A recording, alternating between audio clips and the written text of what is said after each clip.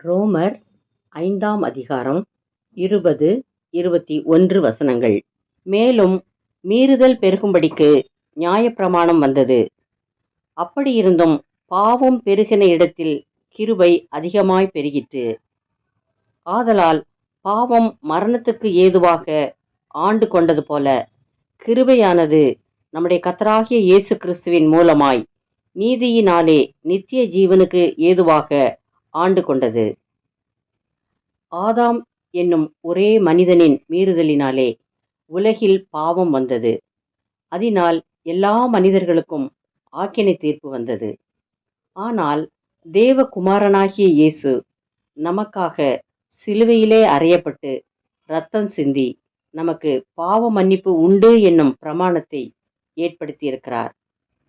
அவருடைய கிருபையினாலே இன்று நாம் அவரிடத்தில் பாவ மன்னிப்பை பெற்று ஆக்கினையிலிருந்து விடுவிக்கப்பட்டிருக்கிறோம். எபேசியர் 2ஆம் அதிகாரம் 8ஆம் வசனம். கிருபையினாலே விசுவாசத்தை கொண்டு ரட்சிக்கப்பட்டீர்கள். இது உங்களால் உண்டானதல்ல, இது தேவனுடைய ஈவு.